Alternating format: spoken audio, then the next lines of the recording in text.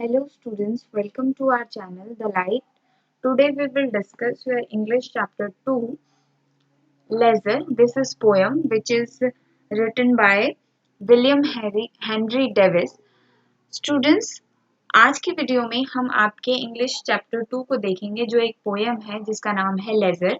Laser का मतलब होता है एक ऐसा टाइम जब आप अपने मन पसंदीदा चीज करते हैं, आपका वो फ्री समय, जैसा कि आपकी बुक में भी बताया गया है, the time when you do not do any work, so that is free time. Free time को ही हम लेजर कहते हैं। सो अब हम स्टार्ट करते हैं पोएम को and then we will going to understand what is the poet want to say. What is this life if full of care, we have no time to stand and stare. So poet इस stanza में बताना चाह रहे हैं कि जो हमारी life है, टुडेज लाइफ, वो ऐसी होगी कि हम जो है पूरी तरह टेंशन में, एंजाइटी में, वरीज में भरे रहते हैं। मतलब हमारे मन में जो है हमेशा चिंता रहती है, क्या करना है क्या नहीं करना है, और सुबह से शाम हम भागते रहते हैं। हमारे पास इतना समय नहीं है कि हम खड़े होकर, we have no time to stand and stay, यानी हमारे पास इतना सा समय नहीं है कि हम खड़े होएं शांति से और देखें चीजों को, समझें, अपने नेचर को देखें, या हमें कुछ भी खड़े रहकर सोचने देखने का समय नहीं है। हम जो है full of care, it means what is this life if full of care. यहाँ पर फुल ऑफ केयर का मतलब है कि जो हमारा जो प्रतिदिन का जीवन है वो चिंता से भरा है, वरीज से भरा है, टेंशन से भरा है, एंजाइटी से भरा है। क्योंकि हमें क्या करना है, सुबह हम उठ जाते हैं और रात तक देर रात तक हम काम करते हैं, फिर सो जाते हैं, फिर दोबारा उठते हैं। तो डेली हमारा यही रहता है कि हम भाग रहे हैं रेस में जैसे। और आज जो ह्यूमन बीइंग है, यानी इंसान है, वो सुबह से शाम तक भागता ही रहता है, काम करता ही रहता है। उसके पास बिल्कुल भी समय नहीं है कि वो खड़े होकर चीजों को देखे, महसूस करे।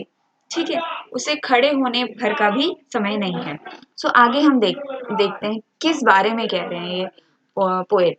No time to stand beneath the boards and stare as long as ship or cow.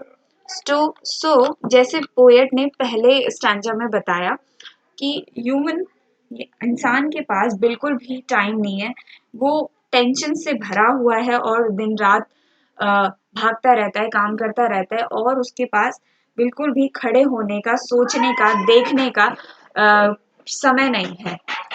और beneath the boards and stare as long as ship or cow.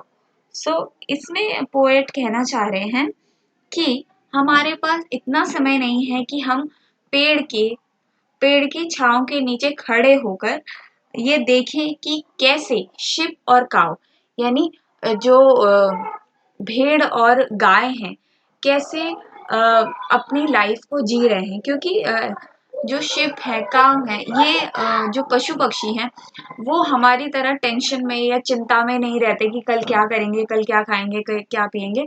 वो अपना जैसे उनको नेचर में मिला है हर एक चीज, खाते हैं, पीते हैं, घूमते हैं, ठीक है, और बिना टेंशन के। हमारे इंसानों की तरह नहीं है जो इतनी टेंशन उनके दिमाग में होती है, तो ऐसा नहीं होता शिप्स एंड काव के साथ।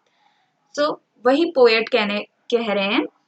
फिर से देखेंगे कि इंसानों के पास जो है फुल ऑफ टेंशन से भरा हुआ है उसका दिमाग, और बिल्कुल भी समय नहीं है कि वो रुक कर सोचे और देखे। किसको देखे? अपने नेचर को देखे, नेचर की ब्यूटी को देखे। No time to stand and, वो क्या है, रुक कर सोचने का भी समय नहीं है उसके पास कि पेड़ों की टहनियों के नीचे रुक कर वो सोचे, देखे कि कैसे जो भेड़ है और गाय है वो चर रहे हैं, और उनके पास कोई चिंता नहीं है, कोई भय नहीं है कि हम कल क्या खाएंगे, कल क्या पिएंगे, और कुछ भी सोचने का उनके पास समय नहीं है। और वो जो है अपनी प्रकृति में अच्छे से हर एक काम कर रही है। No time to see when woods we pass, where squirrels hide their nut in grass. और हमारे पास बिल्कुल भी समय नहीं है कि हम जो कई बार ऐसा होता है कि हम जब गाड़ी में जाते हैं तो बहुत सारे हमारे पास, या हम पैदल भी जाते हैं तो हमारे सामने से बहुत सारे जंगल आते हैं, पेड़ पौधे आते हैं, और हम उस लकड़ियों को, यानी उन पेड़ों की जो लकड़ियां हैं वहां से पास करके जाते हैं, पेड़ों के पास से, पर हम बिल्कुल भी रुककर उनको देखते नहीं है, उस नेचर की ब्यूटी को। और हम ये भी नहीं देखते कि जो गिलहरियां होती है अपना कुछ भी नट्स लेकर या जो भी खाने पीने का सामान वो जो है लेके भागती हैं। कभी हम देखते हैं ना गिलहरी को, वो जो इंसानों को देखती है तो फटाक से भाग जाती है।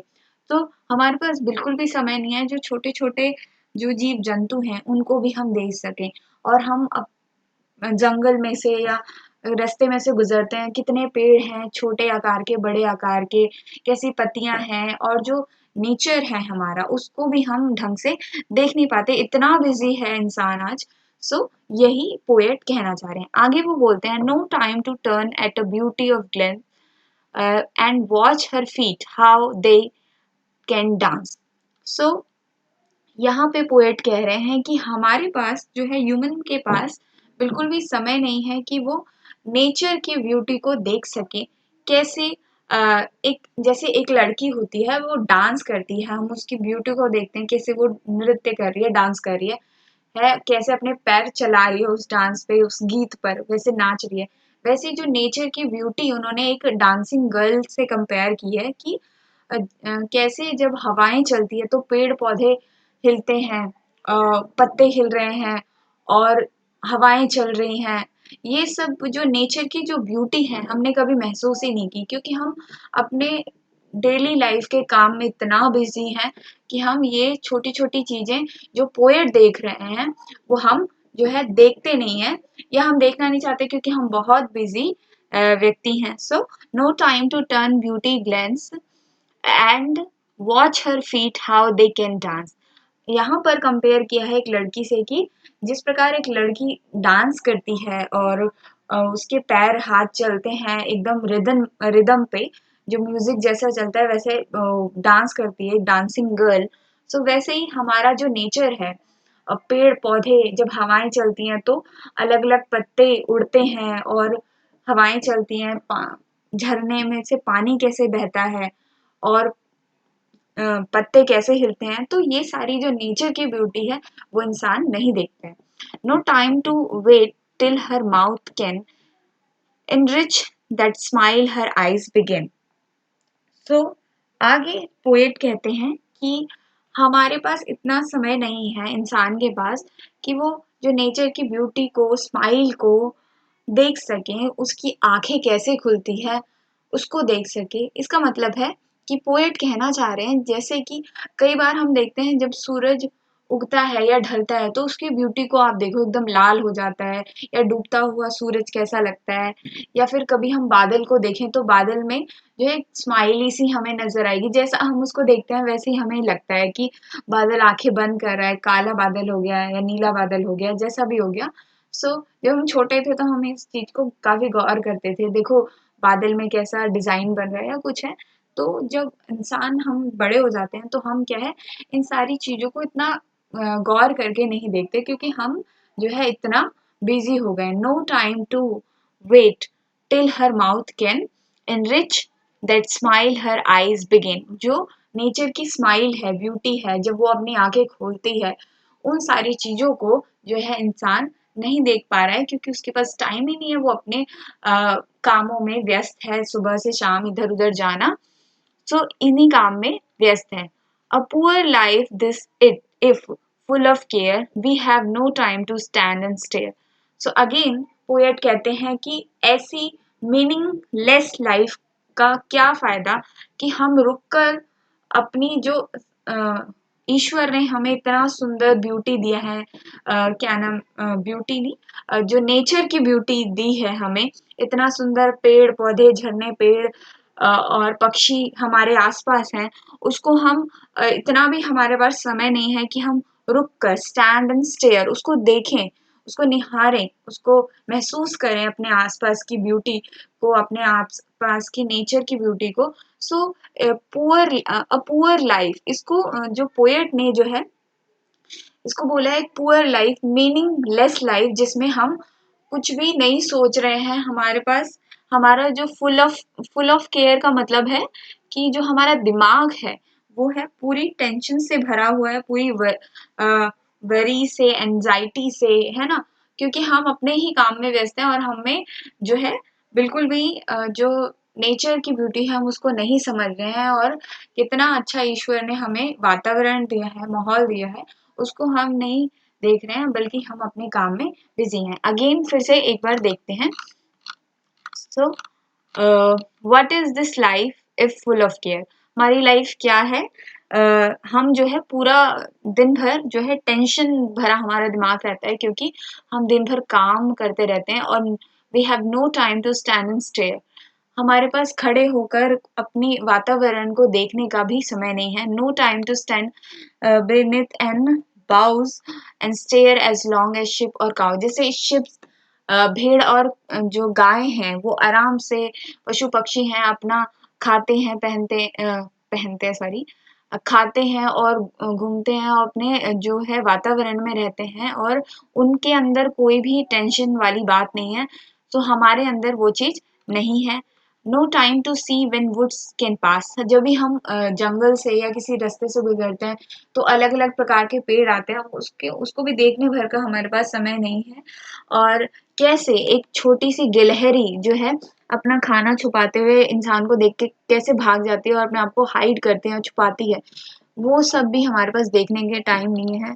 और no time to turn at beauty glance and watch her feet how they can dance. कैसे हम प्रकृति को देख नहीं पाते, कैसे वो एक लड़की की तरह डांस करती है। जब हवा हवा चलती है तो पेड़ पौधे हिलते हैं, पत्ते झूमते हैं, हवाएं चलती है, पानी झरना बहता है, तो ये सारी चीजें हम नहीं देख पाते। No time to wait till her mouth can enrich that smile her eyes begin।